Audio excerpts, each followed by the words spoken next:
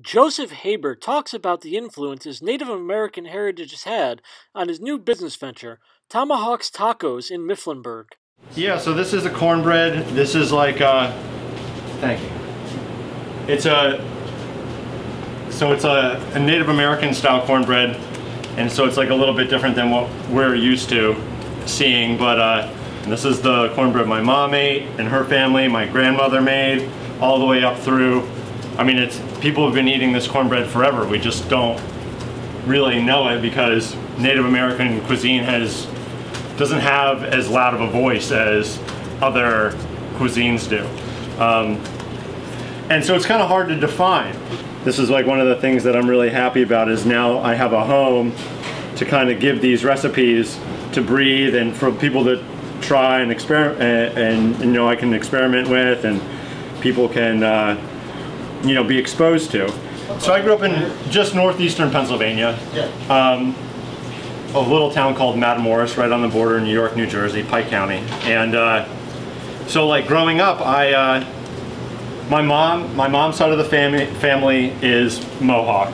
My dad's side is, we don't even, I mean, it's an amalgamation, classic like American, we have no idea.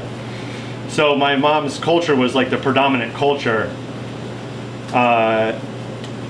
in the house, and my dad loved it. He absolutely loved it. And so my mom's brothers and my aunts and grandparents were all Mohawk, and so there was always stuff on the walls, pictures. My grandfather and both my uncles are iron workers, and so there's like a long tradition of Mohawks specifically going into the city, doing ironworking, putting up buildings and bridges and stuff. And so all sorts of pictures of them all around, but never any food. And I didn't even know that I really liked cooking until I was in college. So the pieces of culture that I remember and I was exposed to were physical things. Masks on the wall. And this is like the kind of stuff that I saw all the time. So it's called a false face, and it's made out of corn husks. And it was used I can't like get into like exactly what it was used for. It's kind of like hard to say, especially nowadays. But these are like the tangible things that I remember from my childhood. And like the same thing with this one here. This is one of two tomahawks, like real tomahawks, that I think my great-grandfather made this one. It's not like some kind of like you know, artifact that anybody found, but it was like made in my family by my family. And so like it's what inspired the name. Like I left the apostrophe out of tomahawks on purpose because it's not like a possessive word. It really refers to two specific tomahawks in my life. This one and one other one that were just around as decoration when I was a kid. And it was the first like tangible piece of my culture that I could like pick up. We used to play with them. I mean, they were decorations. My parents would yell at us, put it down, but we were kids and we would just play with them all the time.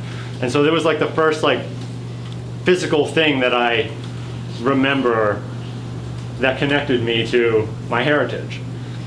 So which is like, you know, where the name of this place comes from. But all these like little touchstones were in my life, but the food was always missing. And it wasn't until until I had an opportunity to open this place that I really started to dive into what is Native American food. Where does it come from? What does it look like? And started to look to the other chefs right now that are doing and helping, you know, define and like, you know, usher those like traditions that are there, like, you know, have them continue. But I haven't ever like really, I spent my whole cooking career like learning how to cook good food, but I didn't even know that this was an option until I had this space and I said, well, what kind of food am I going to cook now that I have a restaurant?